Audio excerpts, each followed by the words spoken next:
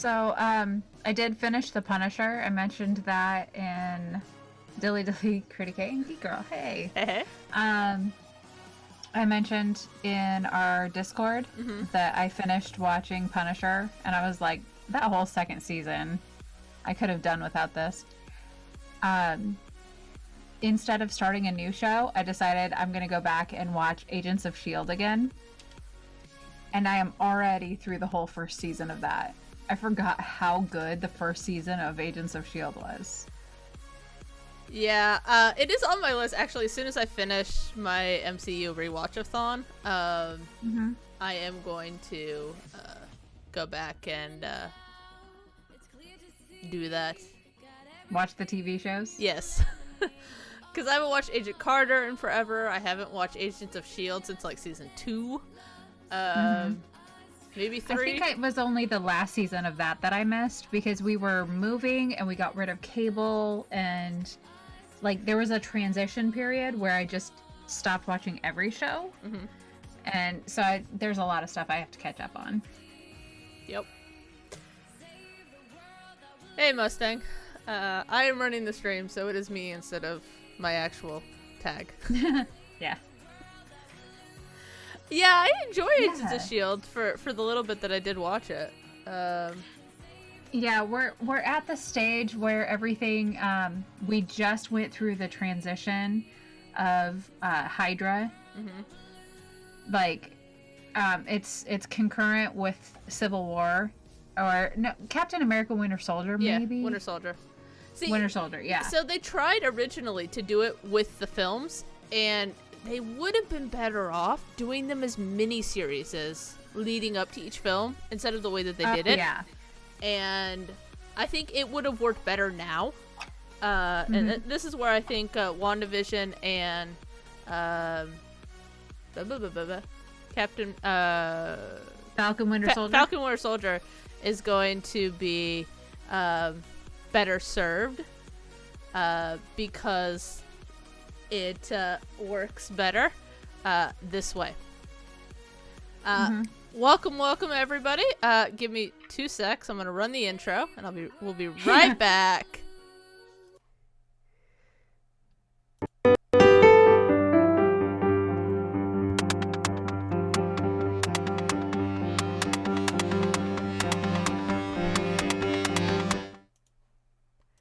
Yep. All right, we are back. I love it so much. I'm so proud of that. Like, I'm building actually a demo reel for a video position that I'm going for, and that's one of the things I'm throwing in there as a hey, I can use After Effects type thing. Yeah, seriously, so epic. Put the this year in comic books history, or today in comic books history. Put that one in there too, because it's just perfect. I love it. I love them so much. I'm so proud of them. Yeah. Welcome everybody to who's watching. I have not watched Runaways yet, Mustang. I like Runaways. That's an interesting comic book. The characters we're talking with Mustang Groot in the Twitch chat, in case you haven't seen that.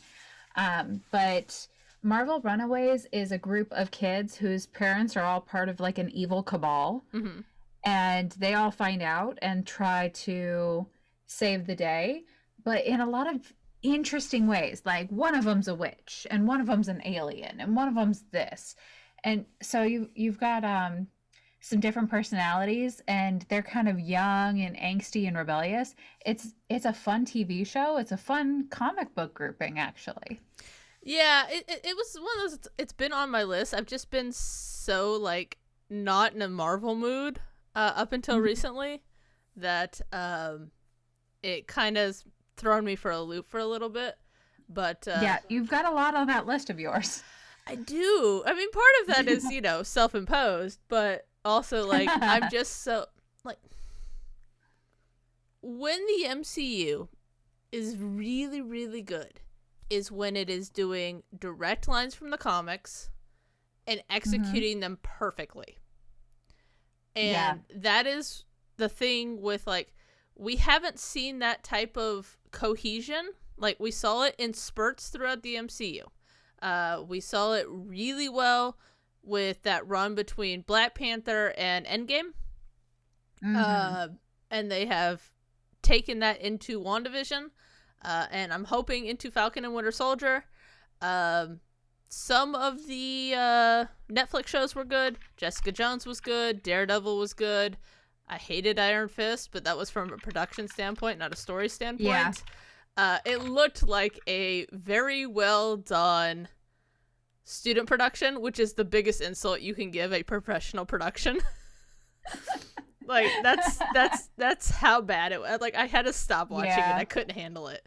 I liked Luke Cage. It was a little it was a little slow for me. And then the Defenders run was actually really good. And Punisher as well.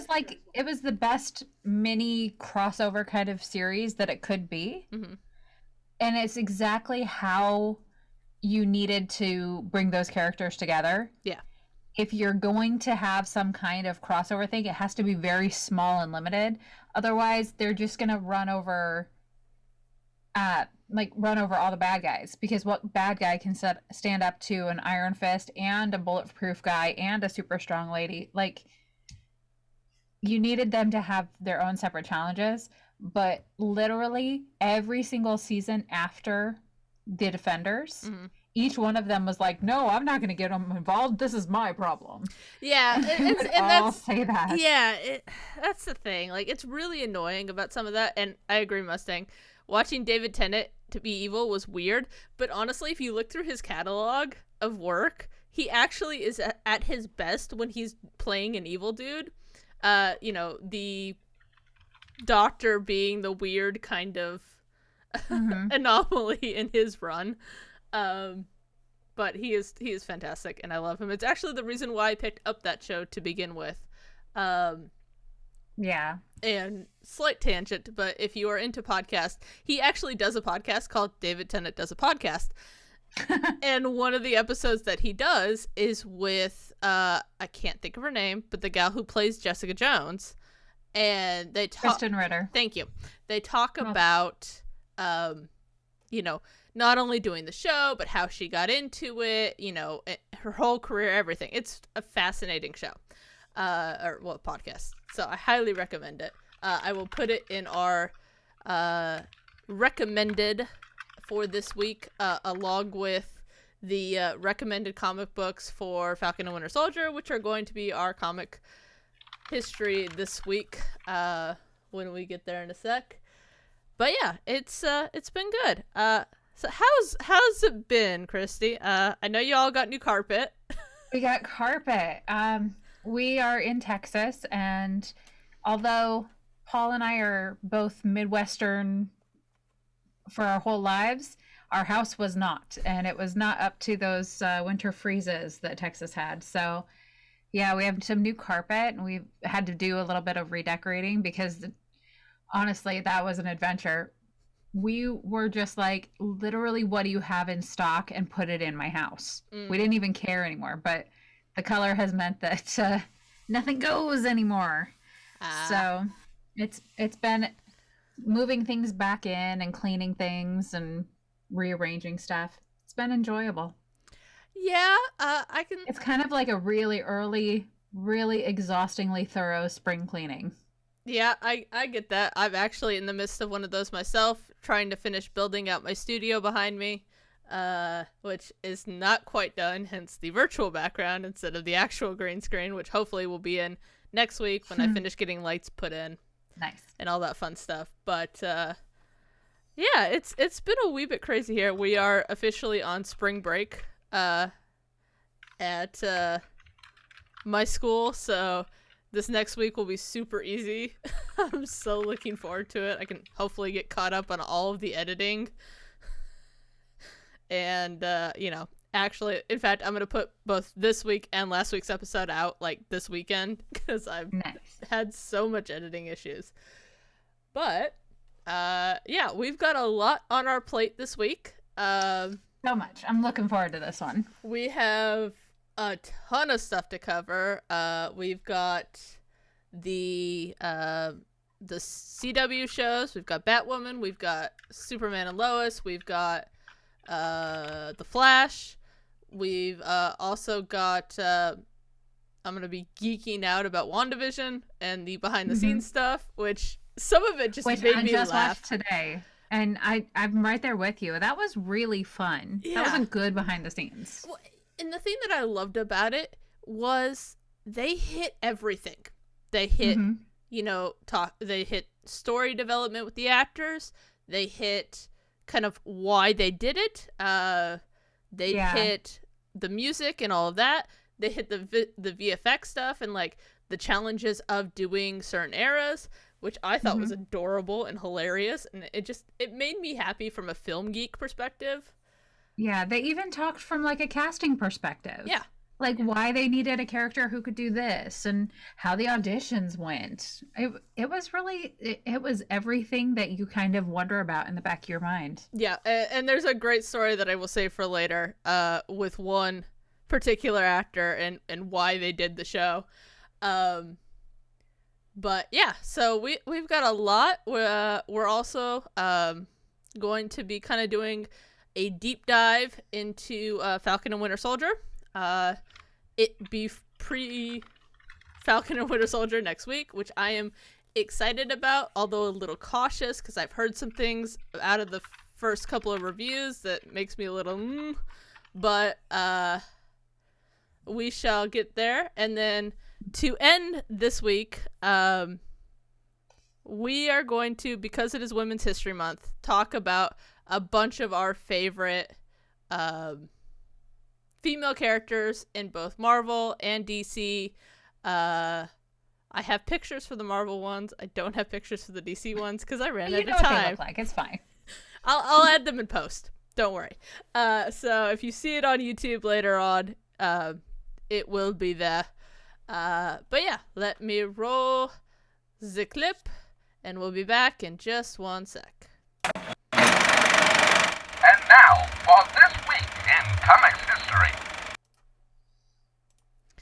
And we're back. Now, that is just gorgeous. I love it so much. Like, the voice is perfect. And then Paul did the exact effect that I wanted.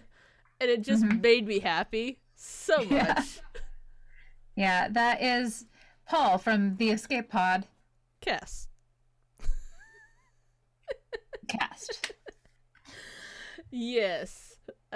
Yes, we get him to do stuff often for us because, you know. Hey, he makes me draw things for people. The least he can do is use his voice for me. This is true. I mean, what else is marriage for other than forcing your loved one to do something that they know how to do for absolutely no money? I mean, hey, we've all got it. You know, we all do weird little things for our significant others and friends. It's why we exist. That's what friends are for.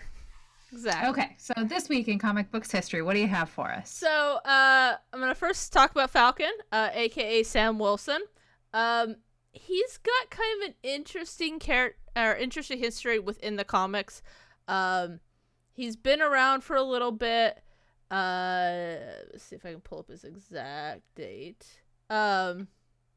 It does not tell me. That's annoying. Anyways, he's got he's mostly kind of a hand-to-hand guy. He grew up in Harlem originally, and in the comics his father was a pastor, which kind of instilled that, you know, justice and righteousness and, you know, all those Captain America traits that he will later take on the mantle for. And he actually mostly works with Cap, but also works heavily with the Defenders. And in the MCU, they portray him as a pararescue, which is the Air Force's elite special operators. They are the ones that get sent in to go rescue the SEALs and Delta Force, and, you know, all the big strong guys we actually hear about. So he's done a bunch of solo runs, and he does stuff like I said with the Defenders, kind of on and off. But he did a lot with Steve Rogers, as we see it portrayed in the MCU. And then after that, he when Cap retires, he takes on the mantle of Captain America, and I believe is actually currently Captain America in the comics. I could be wrong there. I have a couple of dates for you. Yay! I love dates. So Falcon premiered in a Captain America comic, number 117, in September of 1969. Gotcha. And he became Captain America in January 2015 in the all-new Captain America number 1.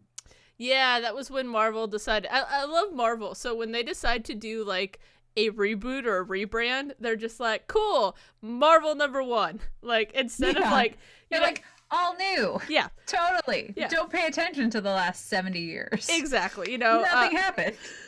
DC will often do the, the new 52 or whatever, and Marvel's just like, nah, it's just number 1. Yeah. And so DC is always like the gold age, the silver age, the bronze age, yeah, the exactly, platinum age. Like, who knows? Yeah, there's so many of them. Yeah.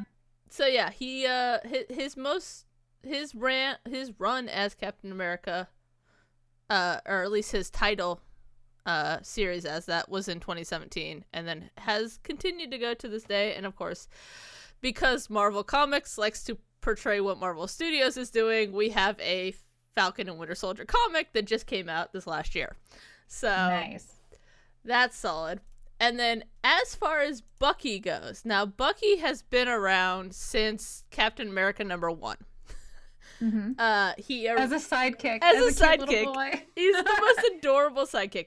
Now, they did not portray him this way in the MCU. They decided to go with kind of a more roughed up version of him. And he's been portrayed 2 different ways in the comics. He's been portrayed as Bucky, and then, of course, also as the Winter Soldier. I will be dropping recommended reading for both versions of the character, because there is some phenomenal Captain America runs in the early 2000s with Winter Soldier that are just top notch and were the basis for Winter Soldier the movie, Winter Soldier the movie.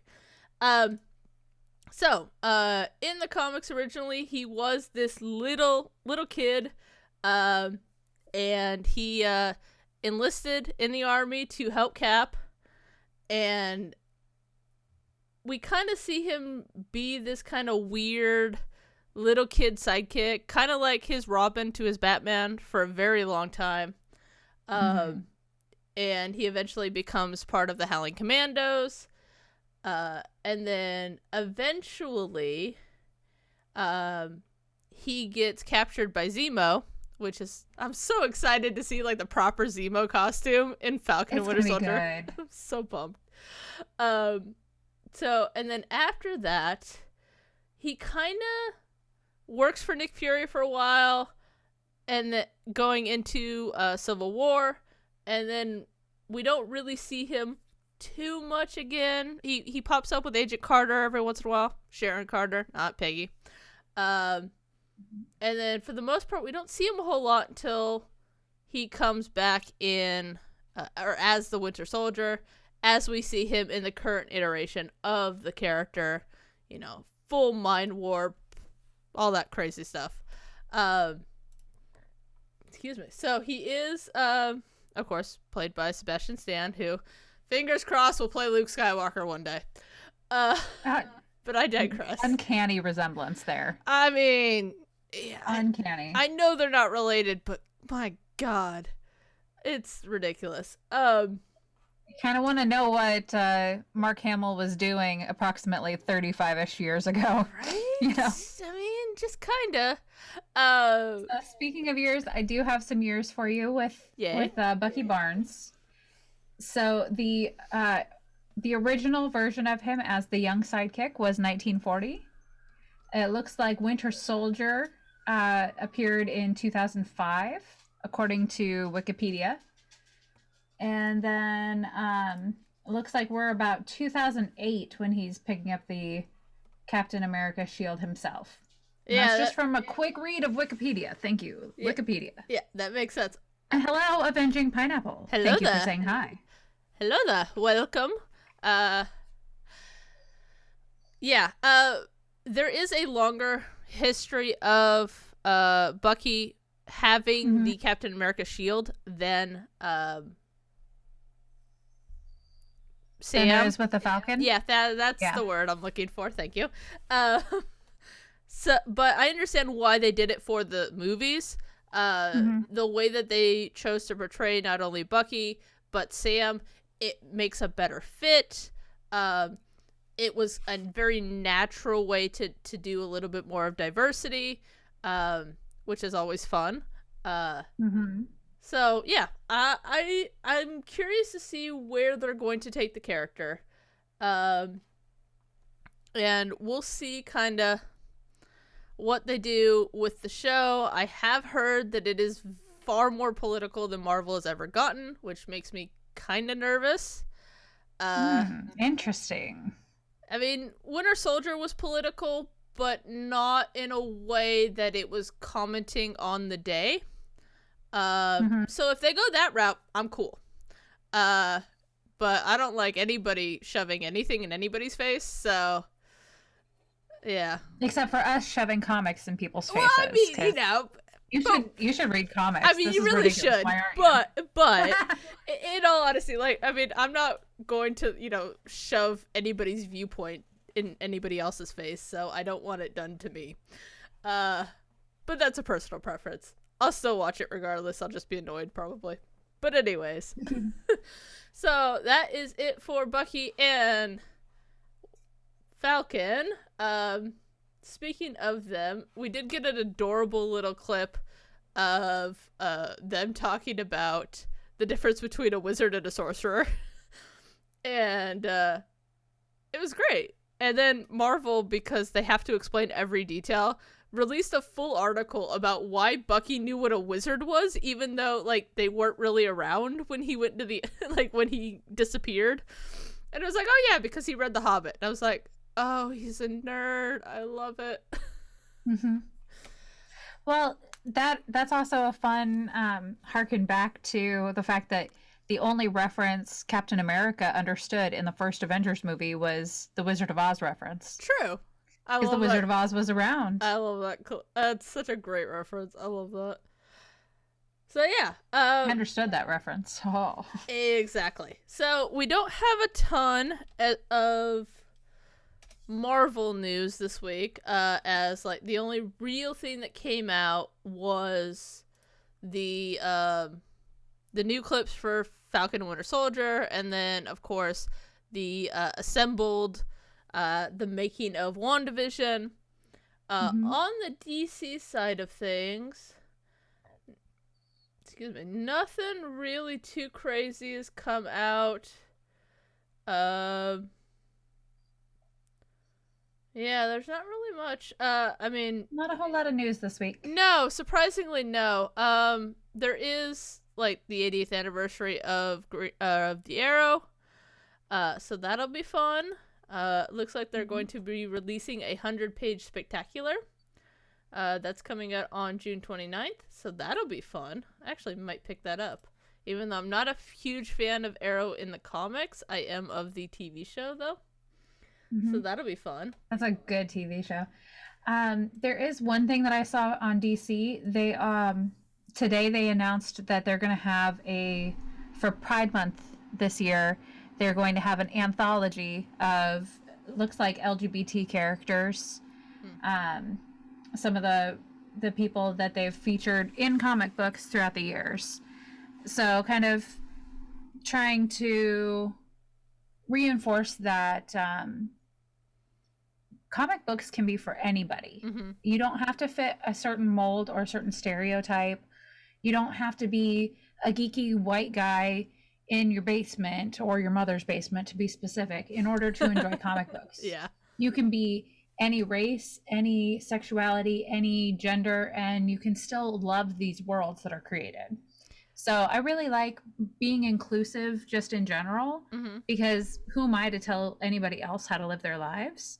Yeah. But I also really like when companies that have been around for nearly a century by this point, like we're getting up on it, but when they go back and look through their history to see how they've represented different types of people, Mm-hmm. and then put that together in kind of a new format to share with people. I think this is going to be really cool, and I look forward to seeing it.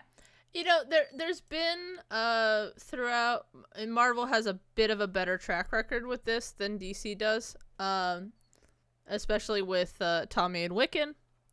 But there is kind of a good history of having good characters, you know, that people can relate to, and you know, it's like film. Everybody wants to see themselves up there. So everybody wants to see themselves in TV as well. So I'm curious. We'll see kind of what they do with it, and hopefully it'll turn out well for the people that want to enjoy that type of thing. Absolutely. And it looks like from this article, and this just came out today too. So it looks like from the article, they're also going to have profiles from some of the LGBTQ actors that are in the universe. Oh, that's always good. Including the CW shows, which I think is really exciting because, this is like it's a golden age for DC on television, and they're trying some things that they've never tried before, and I applaud them for that because, I mean, there's nothing to say that there's one type of character that should be for everybody.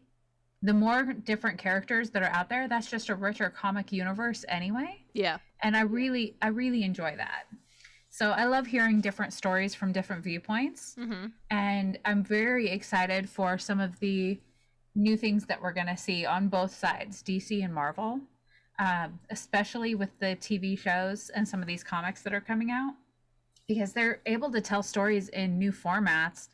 And we have writers who are writing about their own actual experiences. Like we have the first Muslim heroine coming out with the Ms. Marvel TV show.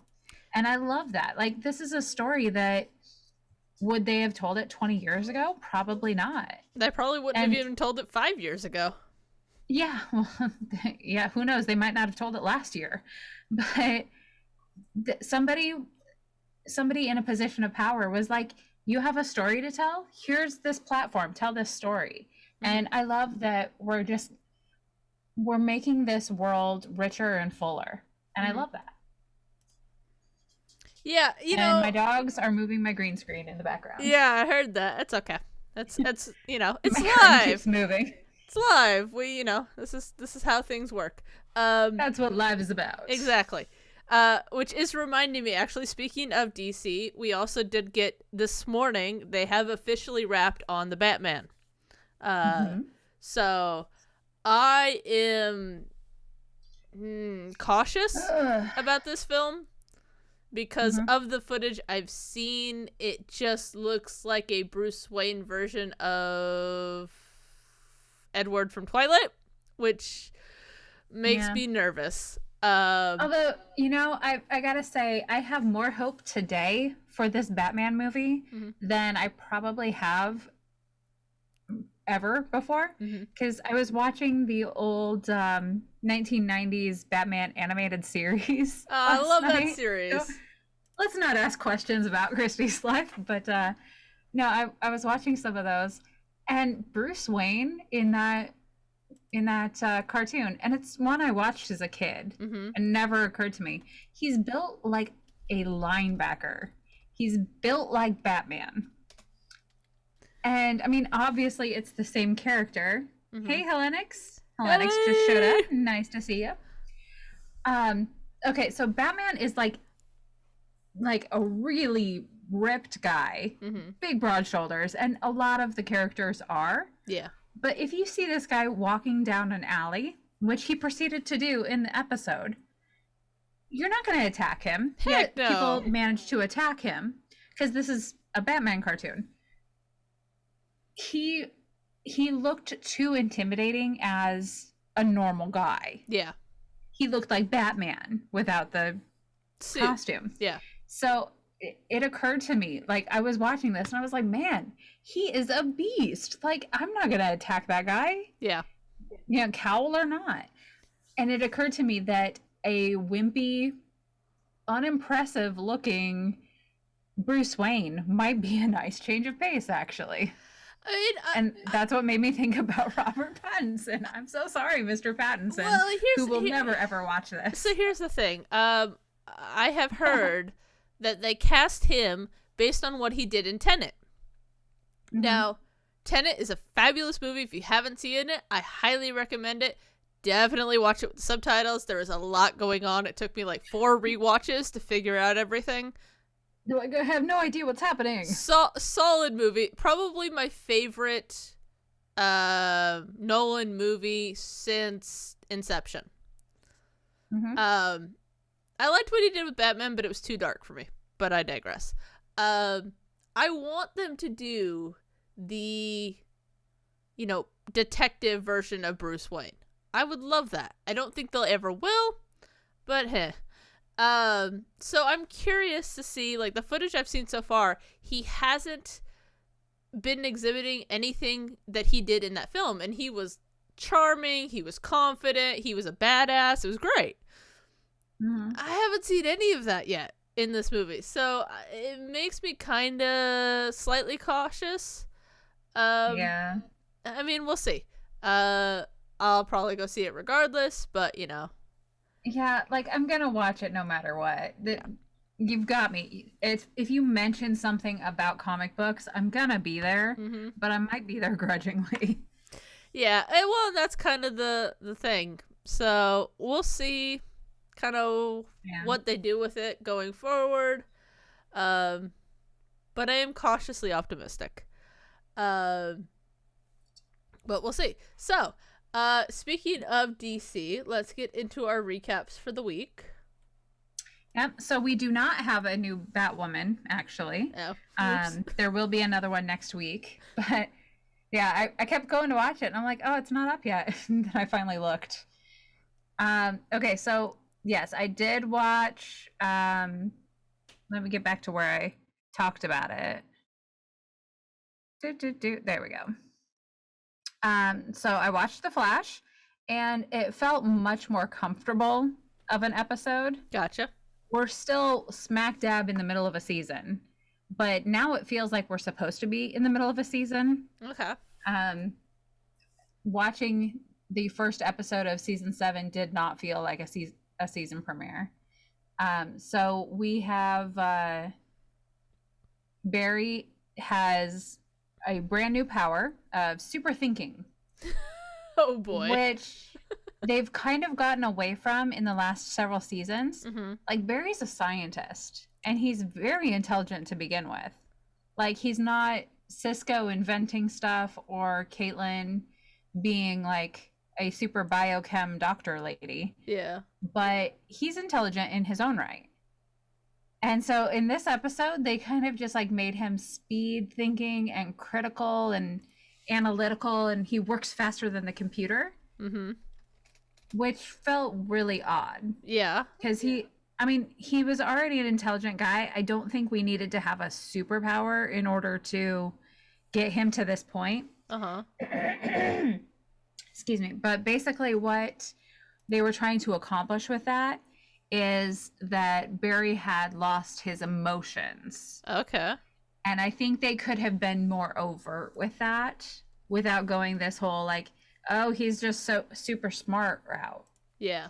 They could have drained him of his emotions in a more comfortable way. Mm-hmm. that felt like the audience wasn't really around for that. It just kind of, at the end, everybody was like, hey, this is a problem. And of course, there's always got to be a little problem that they're solving. And usually with Team Flash, they're doing it to themselves. Of course. But he finally rescues Iris from the mirror universe that she's been captured in for the last season and a half, it feels like. Mm-hmm. And she starts seizing. And I understand that that is not something in an actor's normal repertoire, that a lot of people don't have personal experience with seizures, but it was really poorly acted. Oof. And if you do not have experience with seizures and you've never seen someone seizing, you should maybe not be asked to do it. Mm-hmm. Like, she could have just fainted and we would have all been like, oh no, Iris is unresponsive. Instead, it was just a weird, like, she was trying to jerk, but she wasn't doing it anything that looked realistic. Yeah. Not fun. Yeah. But there was a lovely twist at the end, because Tom Cavanaugh is one of the best parts of this series. Mm-hmm. Like, I like Barry. I like the shenanigans they get up to. I like that they name all their bad guys. I enjoy it all. But Tom Cavanaugh has been the best hero, anti-hero, and villain all rolled into one, playing like 14,000 different characters. Love that. And so we get a nice twist with him cropping up right at the end. Very unexpected, very lovely. So, oh yeah, spoilers. Anyway, Spoilers. if you are watching The Flash, I do heartily recommend watch a couple episodes from season 6. You can basically skip the last episode altogether. Episode 1 of season 7 is pretty much pointless at this point. And then watch this one. You will be right on board. And I expect this story arc to finish up in the next couple of episodes. And I really hope that it does, because I've had enough. Yeah, Right. I don't blame you. Yeah, it's gone on for much longer than it needs to. I understand with the COVID thing, they got shut down, and then what probably was 1 or 2 more episodes in the arc probably became like 4, because they're like, oh, we can't just end the arc, we have to film this, and then we can't just film the last 2 episodes because people won't know what's happening. But they haven't done a good job of transitioning. I'm just like, let's try something new now. Okay, speaking of new, Superman and Lois. So we're only a couple of episodes in. This was episode 3. And in this one, each member of the family kind of has their own personal, I've got to overcome this. So that's been kind of fun. It's like Lois Lane has more action than like anybody else in the entire show. I don't understand that, but I'm there for it. Actually, my favorite part of this episode is the outcast teenager Jordan, who is developing his father's powers, decides he's gonna go beat people up on the football field, beat up all the bullies. And it was very Smallville, you know? Yeah. Like those episodes where Tom Welling is finally like using some of his powers, and everybody's like, oh, that guy, we thought he was a geek, but turns out he's a great football player. Like, it was giving me those nostalgic vibes. So I really enjoy that. Interesting. And then there was one thing that I pointed out in my recap. Lois and Clark are drinking wine in like every scene. Huh. Like every scene. If they go to a barbecue, he gets a glass of wine. They're talking about the teenagers at the end of the night. They're having wine. And I know that this is like what other people do. I don't drink wine myself. But Superman like can't get drunk. Yeah. So I don't understand why he's always got a glass of wine in his hand. Like, is he trying to make his wife feel better about the fact that she has a glass of wine in his hand? Does he really just like the taste of fermented grapes? I feel like they're just trying to make him look like, oh, he's just a regular dad. Well, and like, I wonder if it's kind of like in the first Captain America, where he's like sitting at a bar drinking and he's trying to get drunk, but he can't. And I wonder if it's just there's a part of society norms that when you're feeling overwhelmed emotionally, or you want to relax, you grab a drink. And, you know, maybe that's what he's doing. It could very well be, but what I think I would have enjoyed better is if it's not every single scene, Mm-hmm. then it would have made the barbecue, him trying to fit in, Mm-hmm. would have made it feel a lot more like, oh, he's trying to fit in, you know? Yeah, But 100%. anytime Lois and Clark are talking to each other, because he's always in his Clark persona, Yeah. then he's like, they're just sitting there holding glasses of wine in every single one. I can count at least 5 of them now, and we're only on the 3rd season. Good 3rd episode. So the time where he's walking up it and they're having a barbecue with the neighbors and he's trying to fit in, that would have felt much more like he's awkward trying to fit in. And I think that would have been a lot more fun. And the most awkward piece of it, Lana Lang, who is typically Clark's high school girlfriend in the comics. She was a heavily featured character in the Smallville TV series. Yes. Like it was all about Clark and Lana. She is in this series because they've moved back to Smallville, and she's married to the fire chief or volunteer fire chief, whoever he is. And their kids are friends. So her daughter and the twin boys are all friends. They're all the same age. Gotcha. It could not be more obvious that Lana Lang is having marital problems and she is still hot for Superman. Could not be more obvious. It feels like it is shoved down your throat. The first time her character is introduced in this show, she basically like falls over herself with like, oh, Clark, you haven't changed since high school. And in this one, she's like, they're at the barbecue and she's like, oh, you're so handsome. And you're like, oh my gosh, she's totally going to throw herself at Clark. And it's going to be painful to watch. Well, and like, I have a couple of things. One, and we talked about this ironically last night, or well, early this morning, about how much we hate when romance is the primary function of a superhero show. I'm like, no, stop. First of all. Yeah. Second of all, normal people don't do this. Yeah. You know, normal people are like, oh, he's married. Yeah.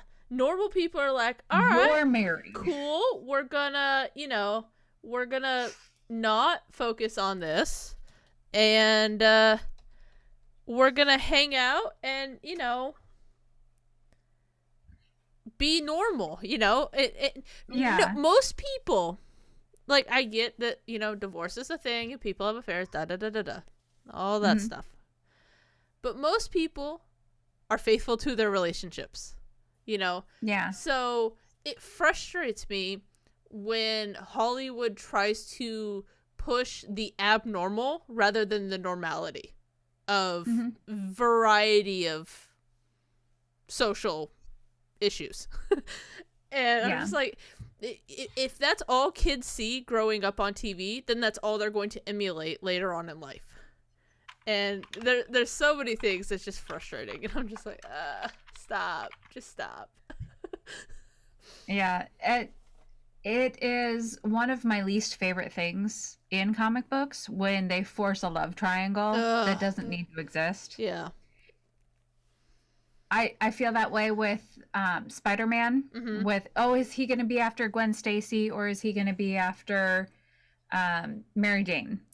Now, I will say, I the last 2 iterations, so the Amazing Spider-Man run and then the current Spider-Man run, they have been very good about only portraying one of them at a time. So that's been nice. Yeah, it's been enjoyable. Same thing, actually, with Smallville. They focused on Lana Lang for so long, but it wasn't until he and Lana really parted ways that he ever got with Lois Lane. Yeah. Like they never played them back and forth. But it's so irritating because that's presented a lot to people, like especially women who enjoy comic books. It feels like the female characters are pushed into relationships because they're like, oh, you're a woman, you must want to see them get married. And you're like, no, I want to see her kick it butt. Yeah, well, and exactly. And like even my current obsession, Scarlet Witch and Vision, like that's the reason why they exist as a couple in the comics, because they needed a couple for Avengers, and they were like, here's two characters that don't have a ton of side titles, let's turn this into a relationship. And it's lovely the way that they did it in the MCU. In the comics, it's weird and hinky and all kinds of yeah, but it's so natural the way they came together in the MCU, because they have a connection through the Mind Stone. Yep. And that's really like the source of their love and their emotions, because they understand each other on a level that most people don't. Yeah, and they talked about this. It makes sense. They actually talked about this quite a bit in the making of episode. Elizabeth Olsen mentioned very specifically that they planned this from day one. So they were very purposely putting in, I'm ignoring the chat because it's getting kind of weird. I'm like, what the heck? I'll get to you guys in a minute. But they very purposely put in all of these Easter eggs. So whether it was, a glance that was too long, or, a touch that was too long, and you kind of start to see it in Ultron, where she's really kind of fascinated by the fact that she went, okay, he's Annihilation, to now he's not, and then you really see it develop in Civil War, and then so on and so forth. So it's the only relationship they've done well. Honestly.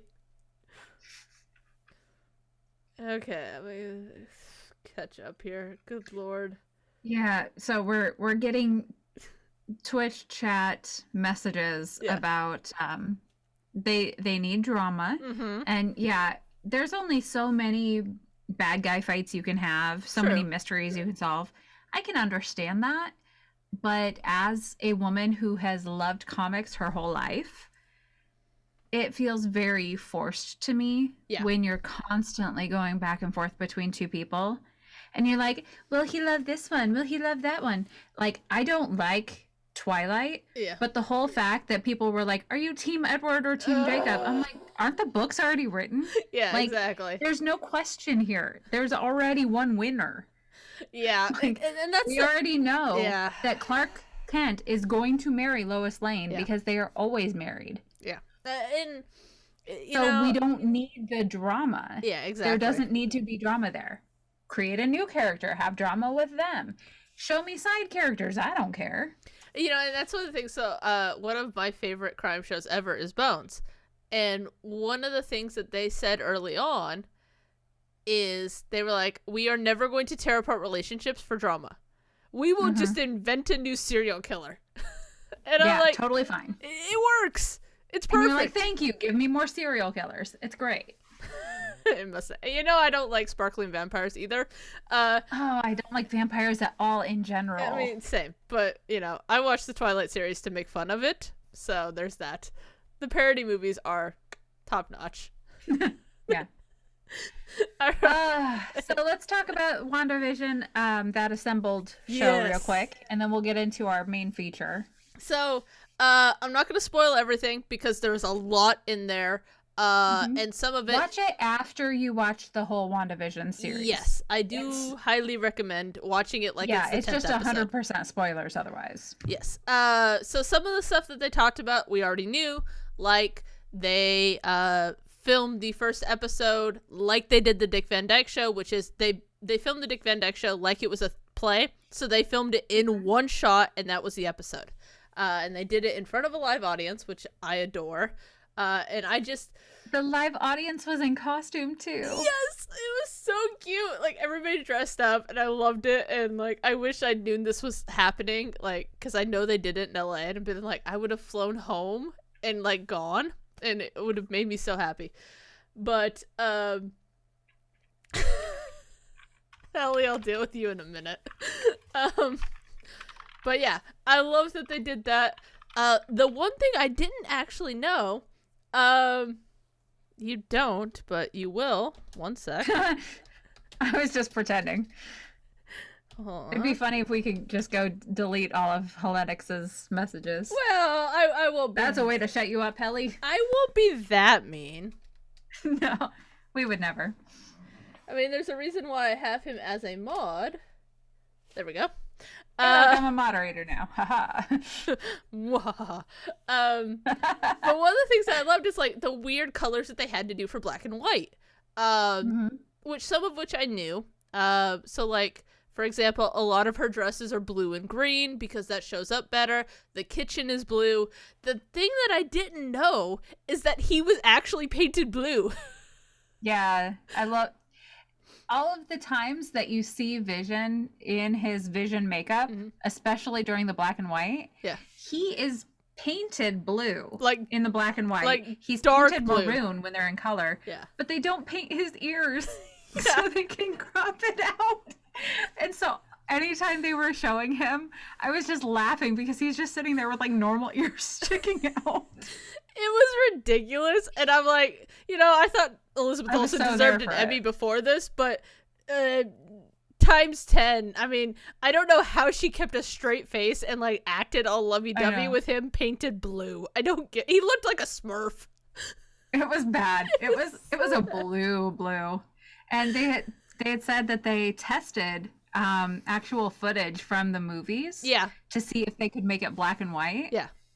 And that's how they narrowed down that they would have to turn him blue, and then they figured out the exact shade of blue even. Yeah. To make him look perfect. Yeah, and it was interesting. And they did it everything. So they did the right kind of cameras. They would just like make a little cap for him to wear that had those like earpieces, So but it was all digitally done. Originally, through Infinity War, they did have him wear the little like silver thing. And you could see it in some of the behind the scenes stuff. And then they just had the motion capture dots. But it wasn't until recently where they really just did everything. And I think part of it was the visual effects has gotten so good. It's relatively cheap for them to do him. And then, of course, the pandemic happened, and then stuff got really weird with VFX later on. Like, there's whole scenes they shot. Like, they shot a scene with Tommy and Billy and Senior Scratchy turning into, like, a demon and chasing him around because they were trying to get the Darkhold. Yeah. And they had to cut all of that because of VFX, and they didn't have time, and all of this crazy stuff. So they talked a lot about kind of character direction. And one of the things that I loved that I didn't actually know was that starting with the Russo brothers, they really kind of let Elizabeth Olsen like shepherd the character into kind of where things went as far as like how to choreograph stuff, kind of storylines in her head, and all of these things, which I found really interesting. And there's a great little moment where they talk about the old school retro costume, because the costume from the comics is, oh boy. It's a pink leotard. As many things in comics, problematic. Yes, just slightly. And there's a great moment where they're talking about that. She's like, if you'd asked me 7 years ago to wear this costume, I would have been like, really? But also, now it's I love the fandom so much that I'm going to wear it and love wearing it, even though don't be a Karen, Helly. Even though, and then of course we get the big costume reveal later on, which is just a fabulous updated version of the original costume from the comics, which I loved. It's gonna be fantastic to see her in that. I'm so looking forward to Doctor Strange. And it makes me sad knowing that this and Doctor Strange were supposed to come out at the same time. Yeah. And they were supposed to go one right into the other. And they're just like, stupid pandemic. I could be watching Doctor Strange right now. And I know they're filming it right now. Before the movie comes out, you just rewatch all of WandaVision. Oh, and then pretend it happened. 100%. There you go. 100%. I'm gonna be doing that before Spider-Man comes out in December, and then I believe Doctor Strange 2 is set for March 2022. So that'll be fun. That feels right. Yeah. So that'll be fun. I'm super pumped about that. And then Black Widow is coming, hopefully. We'll see. But I digress. So yeah, and then one of the things that I loved is they actually sat down with Bobby Lopez and Kristen Anderson Lopez, who did Frozen, did Coco, he did the Book of Mormon, and they did all the theme songs, which is so fabulous, and I loved it so much. And I love the continuity. Yes, and they I love... built in an Easter egg for themselves, yeah, but I love that. It felt like the same show, even though each theme had a very different vibe. Yes. And I love that they did this cute little motif, and it shows up in a bunch of different places throughout the theme songs. But my favorite thing, and I didn't notice this until the other day, is the one that they did for the Malcolm in the Middle episode. The lead singer for that is actually the original Riot Girl. Oh my god, I can't think of her name, from Bikini Kill. I will look it up for you. It's something. Anyways, so it really lends this, like, it felt very punk, which I loved, and it made me happy as a big fan of punk and that whole kind of genre. Kathleen Hanna. Thank you. I was like, I know it starts with a K, but I didn't want to say the wrong one. So yeah, I love that. And yeah, and there's a lot of great little moments. Like I said, highly recommend watching it. But we shall transition on over to speaking of Riot Girls women in comics, it's great. Yes. Thanks, Ellie. Yes, Kathleen Hanna. Yes. So because it is International Women's Month, and we're talking about, yes, thank you, Mustang Group, talking about your favorite, favorite female comics characters. I wanted to talk about some of our favorite female comic characters. Yep.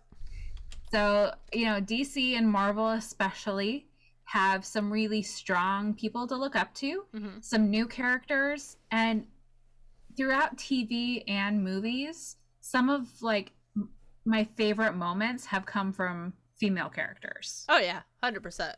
And I will say, within the comics, at times female representation is problematic at best. There was some, I was actually listening to another fabulous podcast, which I highly recommend, called Geek History Lesson, where they do super in-depth comic book histories on each individual character. So go check them out. It's where I do a lot of my research, because I don't have time to read 100 years of comic books. But they, a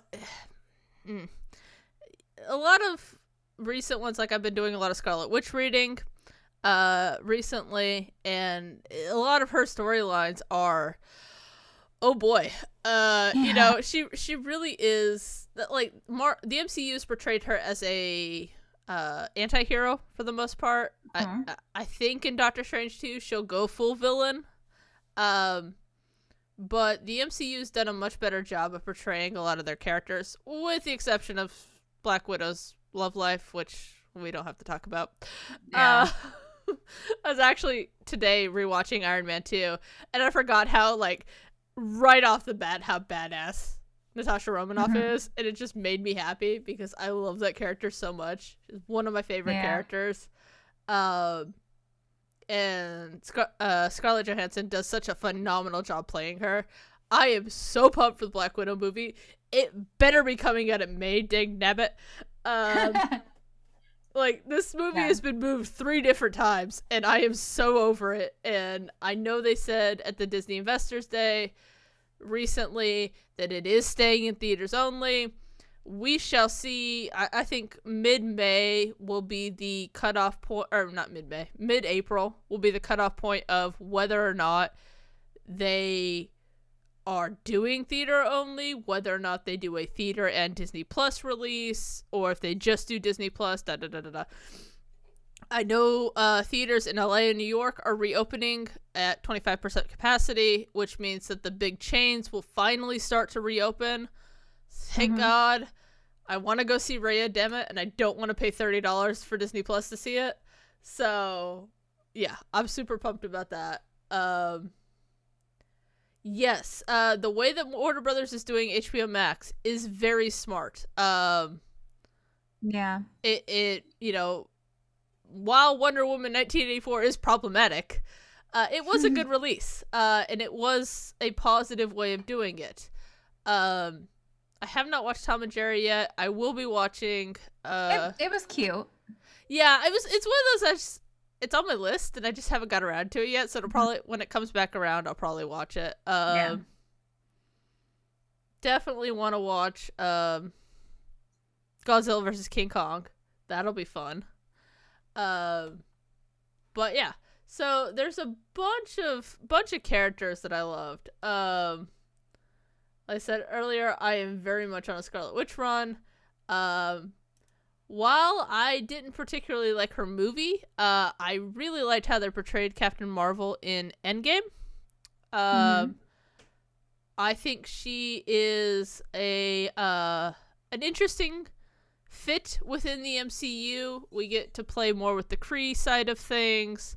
I'm curious to see what they're going to do for Captain Marvel 2, especially now that Monica Rambeau is here in full force, ready to go. I think those two playing off each other will be really good if they have the right director.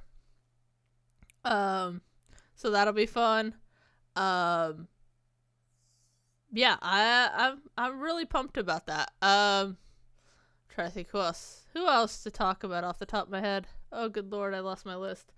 I had plenty of lists. I had a whole character list, and I was just like, I love all these characters from the MCU. Love Nebula, especially her character arc from Guardians of the Galaxy Villain, 1 sidekick to villain. Yeah. She being an anti-hero. Yeah, really an anti-hero, which, there's been more of them coming up, which is nice. Haven't, seen very much of that really, generally, let alone in the MCU. Now, I will admit, I saw Guardians of the Galaxy because I am a massive Doctor Who fan. As you could, I have my Doctor Who shirt on. The one you made, actually. Hey, that's my shirt. Yeah, that's your shirt. And I drew that. I have all kinds of Doctor Who stuff on the poster. But Speaking of shirts, I'm wearing our brand new Comics Corner shirt. Yes. Speaking of which, I was going to mention this later, but we have merch. Hold on, let me do the link. Yeah, we'll mention it again later. Yep, and I'll add it as a timer. We have merch for everyone. I make silly stuff, and it's enjoyable. Thank you, Helly. Yes. Anyway, so, yeah. It's really the only thing I'm good for. I have opinions about comic books and movies and TV shows, and I draw. Hey, we have... That's Christy in a box. Yes, so, as those of you guys that know, I am a Porg fanatic, and we have a whole series of Porgs coming. So just you wait. I've got a couple more to draw for you. I'm gonna draw you a WandaVision Porg. Oh, I'm so excited. I did spoil one of them in our chat the other day, the punk one. Which is just, I love it so. Yes, Mustang Groot, absolutely. Female protagonists who do not need a man to save them. That's really where women... thanks, Sally. I try to be more than that, but, I do play to my strengths, too. Where comic books really started with women was always the damsel in distress. Yeah. It was Lois Lane to Superman. Yes, she was a reporter, and she's been portrayed in very strong ways recently. Yeah. Like the Amy Adams version, the Superman and Lois version. But normally it's there's a girl who needs to be saved, and the big, strong superhero man comes and saves her. Yeah. So the very first, like, there are a couple of from pulp comics and a couple of kind of cheesy portrayals, but the first actual comic books character that is really still around was Catwoman. Mm-hmm. And she is usually, like, she can sometimes be an anti-heroine, sometimes she's a villain, sometimes she's a love interest. Yeah. But she has been a strong character by herself. Yeah, and even though she's sometimes linked romantically to Batman, she's not always. True. And that's one of the things that the Christopher Nolan one did with Anne Hathaway, is that they really portrayed her as kind of, you know, kind of an anti-hero to Batman's hero for a while. And it wasn't till kind of the very end that they really kind of did they're kind of linked romantically, but it's more of a here's for Alfred to show that he's okay kind of thing, more so than them like actually, you know, being romantic. Mm-hmm. So yeah, it's there's been a lot of good ones.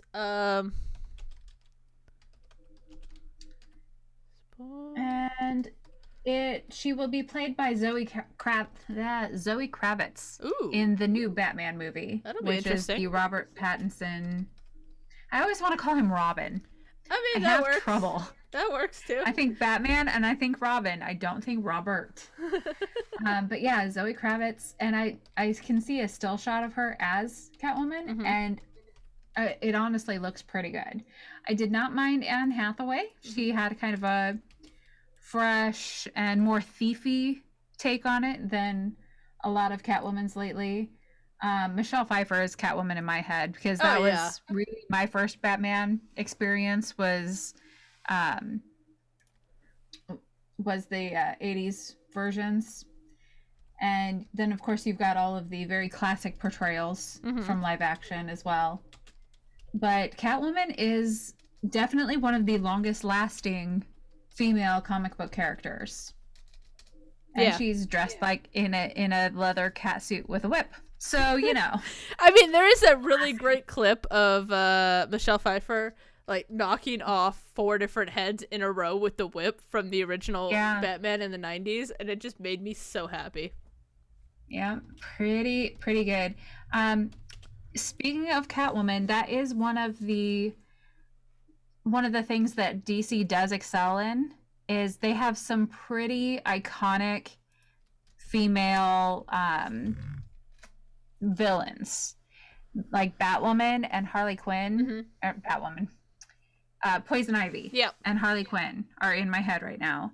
Catwoman, they've got some characters that really are unabashedly powerful, but still females, still feminine. They've got the whole Birds of Prey, like the recent movie to come out was very female centric, and it was not as bad as Suicide Squad. Well, not much can be worse than Suicide Squad.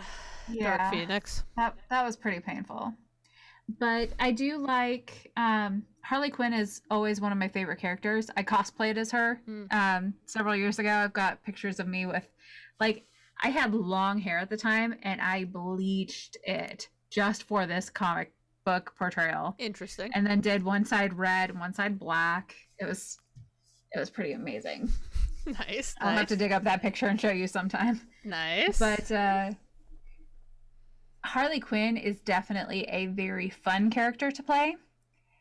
And I like how Margot Robbie has portrayed her as a little bit insane, but still just kind of like angry, but still perky and optimistic and fun. It's been a fun portrayal. Yeah. But DC really has some very fun villains. Yes. I was trying to think about Marvel villains, and you've got some here and there, but Marvel tends to keep the females on the hero side. Yeah, the only one that they really kind of go at all villainous with is usually Scarlet Witch. There really isn't quite much else. I was looking it up, and like Enchantress is a decent villain. We haven't really seen her in the movies. There's one that she's in, but I can't think of which movie it is. Yeah, Enchantress. What Mustang Groot? What was Enchantress in? Wasn't she in Suicide Squad?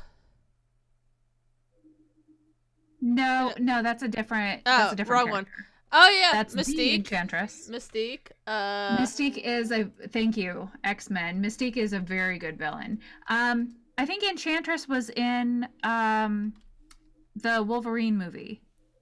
Okay. I think so. Aww. Hela. Okay. Oh, Hela. Yeah. Thor Ragnarok. She's in Thor Ragnarok, but she's not a very common character in the actual comics. Yeah. I would say that the and of course you've got like Nebula is sometimes a villain. You've got people who take villainous turns. Yeah.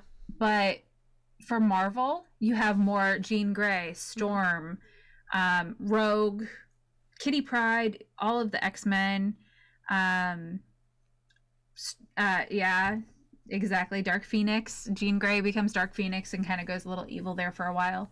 Yeah, Marvel tends to do more anti-heroes than just straight up villains with their characters. Yeah. Which, yeah. I'm not Everybody's opposed got to. a complicated past. Yeah. But with DC, you've got Poison Ivy. Mm-hmm. She very rarely does nice things. She is like environmentalist and doesn't care who she kills in order to get that way. True. There's been a couple of kind of interesting portrayals over the years. Like, I like the Margot Robbie Harley Quinn. I think she's been a victim of bad directing and bad writing. and studio oversight that was too far.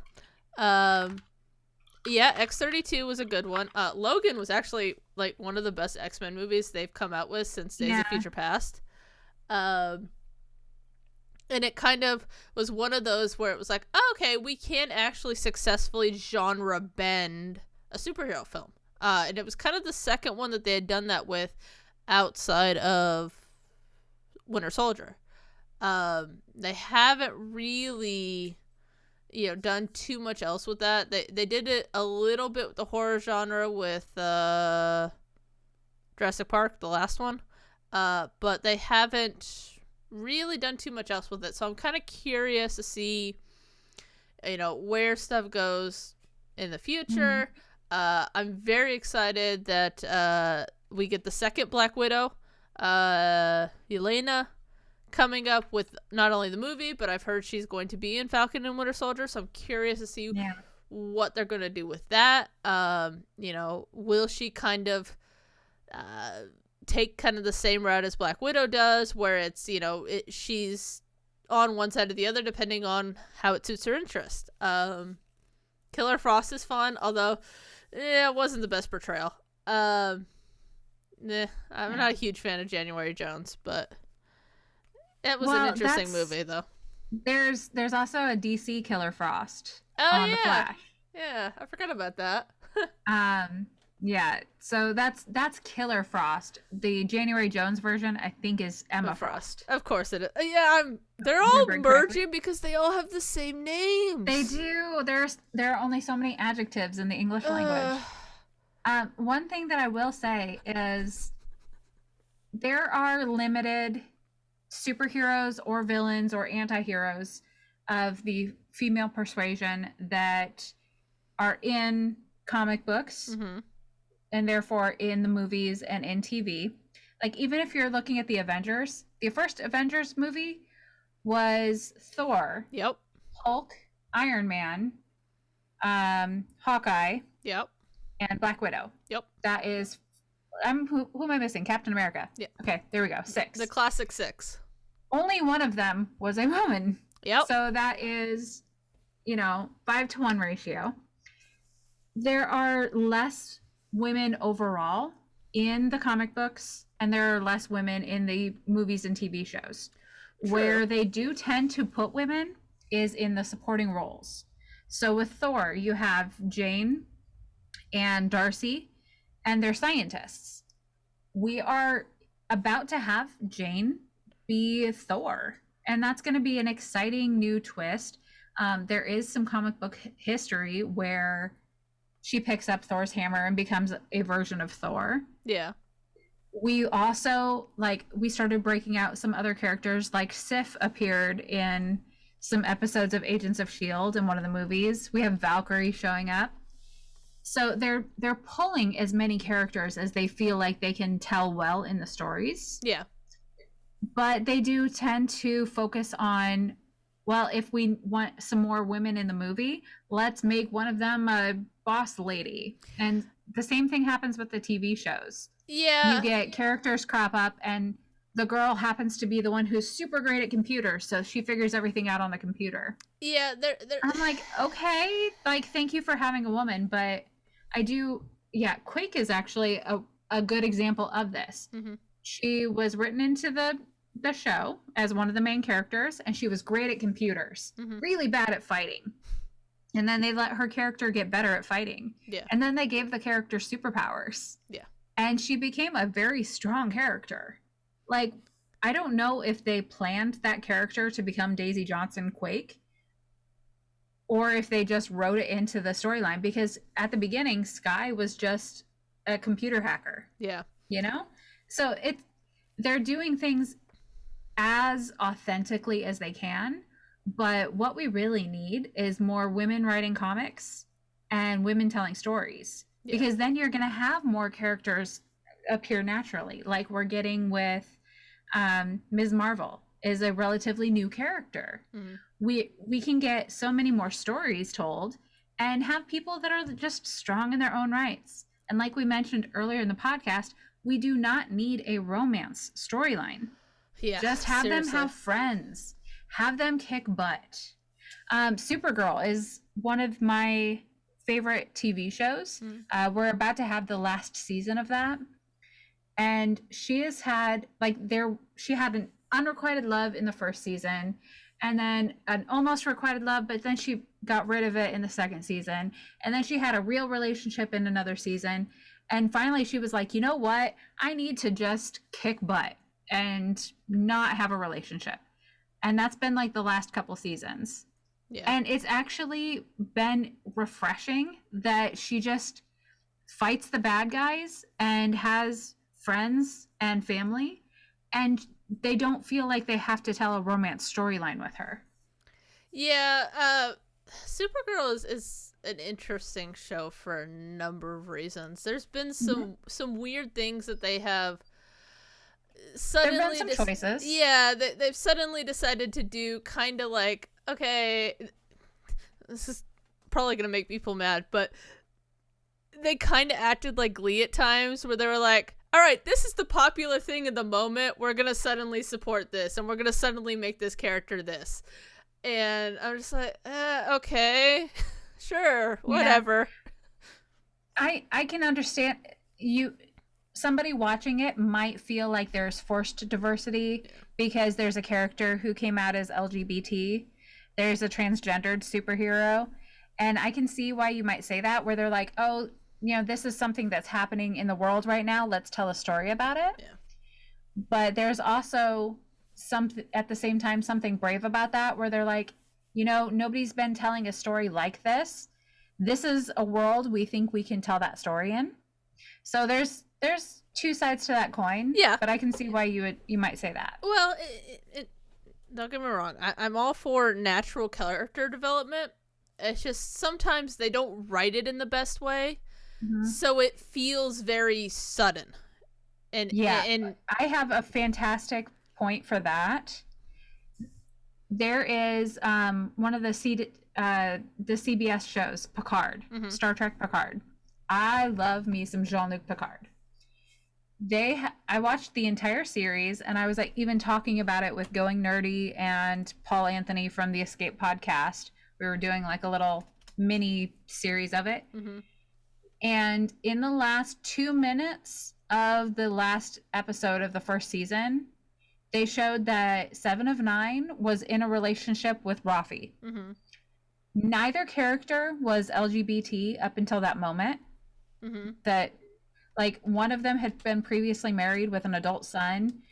7 of 9 had had relationships on Voyager, and neither had a relationship with a woman that we saw on screen. Mm-hmm. And then suddenly they were holding hands in the last episode. And I'm fine if they want to have a relationship. That's great. Give them more than 2 minutes of screen time together. Mm-hmm. Show me that, like, that relationship starting, and I'm on board. Yeah. But if you're just creating that so that you can tick a box and be like, oh, we've got a gay person, it's fine. I kind of felt that way with diversity just to check a box. Yeah. Give me something give me a story to go along with it. And then everything, I'm happily along for the ride.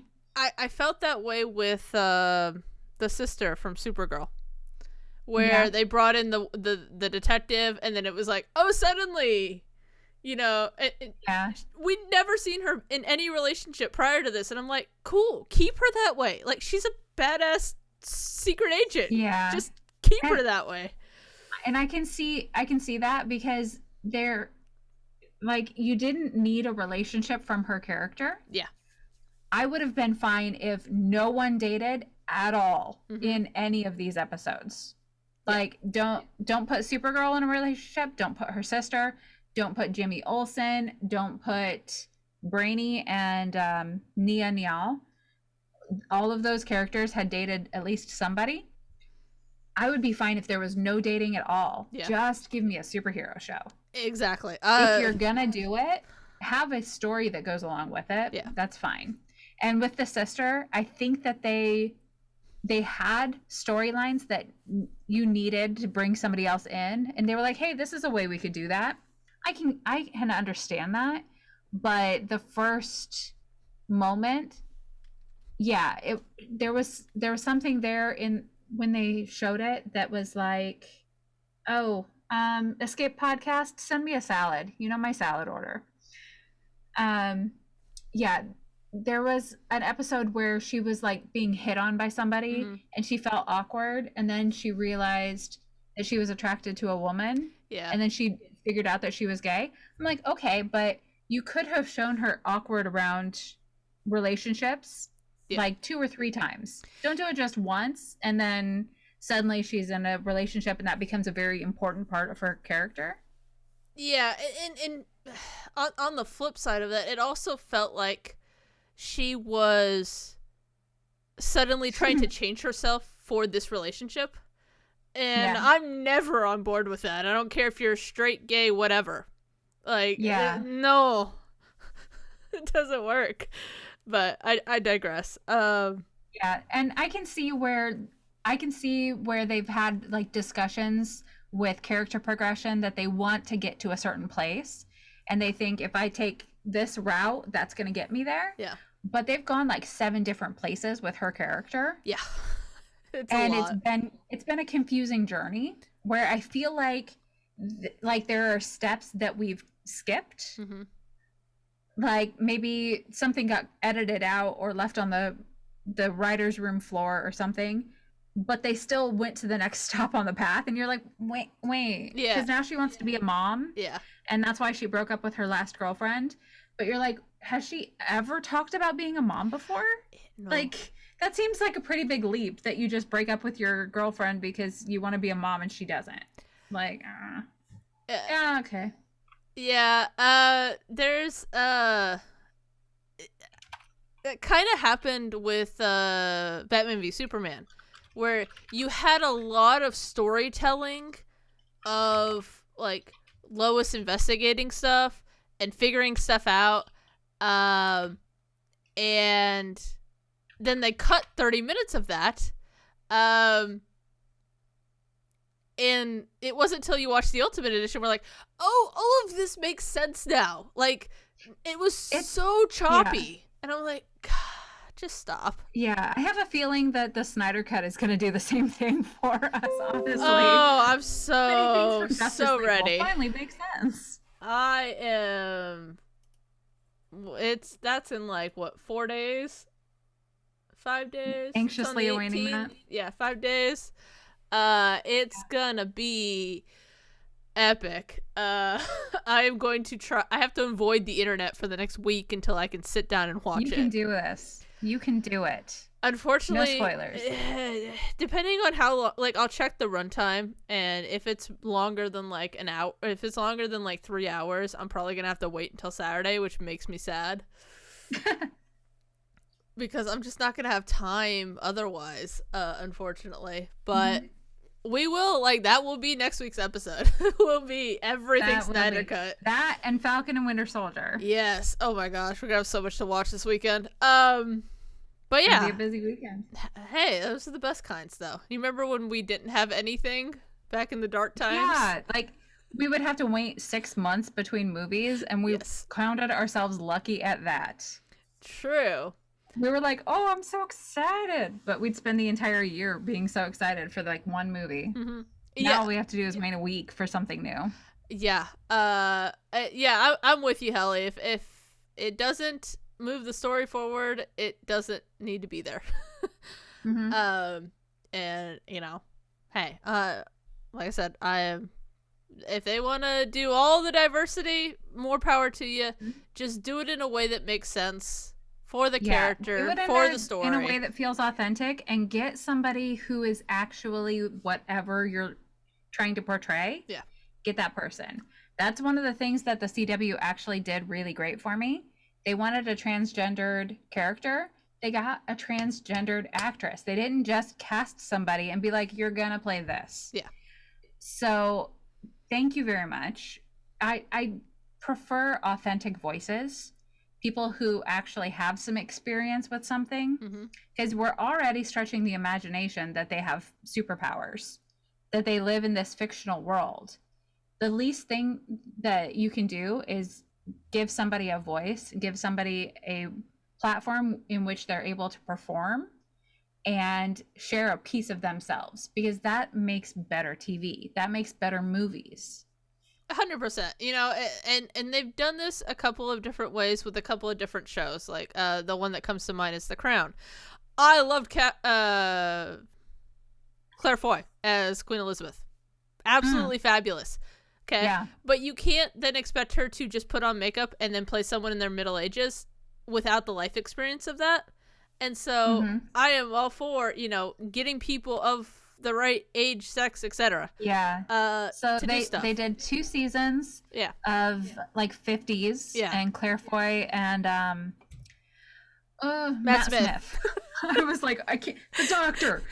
Yeah, exactly. And then they switched to they played Elizabeth and Philip, and then they switched to Olivia Colman and Tobias dude Menzies from Outlander. Yeah, Tobias Menzies.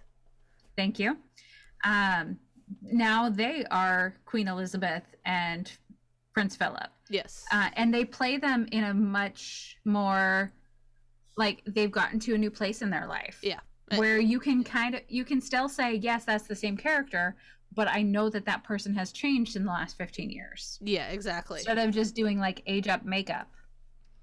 Yeah, and there is a, you know, like I said, you can't fake life experience, you know, and it's one of the things that I actually really love about the way that they did stuff like WandaVision, right? So they did a sitcom, they brought in all the right stuff, and I forgot to tell the story actually. So for all of you That 70s Shows fan out there, they had Deborah Jo Rupp play Mrs. Hart in the first couple of episodes. And in the behind the scenes thing, she was like, yeah, my great nephew told me he would never come visit me again if I didn't take the part. And I was like, that is the most adorable thing ever. It's like Dumbledore all over again. The same thing happened to Richard Harris, which was just adorable. But you can't fake that kind of experience and, you know, genuineness when it comes to how to do these kinds of things. You also can't fake the enthusiasm. Yeah. And that's one of the things where, especially with the Marvel cast, they talk to the lady who plays Monica. Yes. I have her name. Oh my goodness, I'm blanking, but she was so I excited. was thinking it was like Something like that. Tiana Paris. There we go. Tiana Paris. She was actually a fan of the character before she was cast. And the same thing with Elizabeth Olsen. I think it happened in reverse with her, but she is actually a fan of the character. Yes, 100%. Tom Holland, to get into the gents side, he has pictures of him dressed up as Spider-Man when he was a little kid. Yeah. Granted, he's still a little kid. He's like 23. I don't know, but yeah. when you have the love of the source material, especially with something as rich as a comic book history that has been around for like decades, you can tell somebody who's there for a paycheck, somebody who's reading the words that somebody wrote down for them, and somebody who really truly genuinely loves the universe, loves the character, loves comics themselves, and loves their fans. Yeah. And I think that Marvel has really excelled in that, where the characters feel like they're friends, they're getting along. All of the behind the scenes stuff and like press tour stuff that I've seen has just been so enjoyable, because these people feel like they are so lucky to be part of this universe, and that they want to share that with us, the fans. Yeah. And the writers and directors, you feel like they're real fans of this material. They're not just somebody signing a check. Yep, exactly. You know, and DC has not always been that way. I mean, you have people on the DC Extended Universe side where it feels like they don't really know the source material and they don't know the characters very well. They're just, acting because that's their job. Yeah. Or they're just directing, and it doesn't always feel the same. I think that that's one of the things that Marvel has done the best, is everybody involved in the process really does love it. They love the material they're working with. They love the people they're working with. Yeah, and that was one of the fabulous things about Matt Shakman, who did WandaVision, and who, hopefully first of many, just got nominated for the Directors Guild for a limited series. Nice. So, hopeful. But, he did Always Sunny in Philadelphia for seasons. He directs the Gaffin Playhouse in LA. He was a child actor on sitcoms. He did Game of Thrones. So he was kind of this weird, perfect Swiss Army knife of a human to quote the producer. Yeah, exactly. To do this show. And not to mention, he dressed up as Marvel superheroes until they told him he had to stop. Okay? Like, you get people that love the material to do it. Exactly. And it's perfect. Yeah, especially Ryan Reynolds, Deadpool. 100%. Yeah. You put people in charge who know the comics and love them already. You're going to have a better product. And that's what the fans love.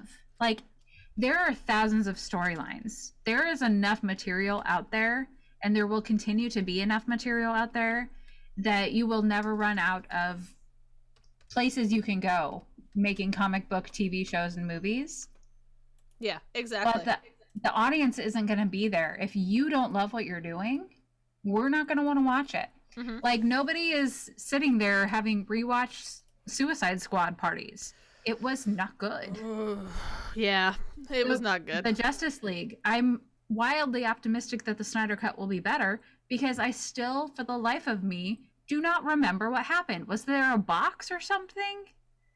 I might be mixing it up with Transformers. I'm not really sure. Yeah. I feel like there was a magic box that they didn't want to open. Mother boxes. Superman came back to life. Yeah, the mother boxes. It's crazy. It's complicated. Thank you, Sith Lord. Yeah. Yes. Our knowledge is a little too extensive at times. Yeah, a wee bit. We do get a wee bit excessive. A fair bit of my life watching comic book shows and movies, and yeah. We get a wee bit obsessive, and then also, Google is a wonderful thing. Any of you guys know in our Discord server, Helly, hit him with the link.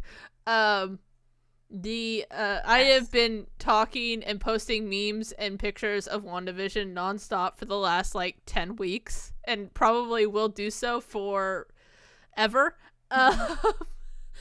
Because I love this show and I love these characters so much. And in our Discord server, we've got a couple of sections where we talk about lots of different things. Because in order to be a fully fledged geek in this world, you have to love what you love.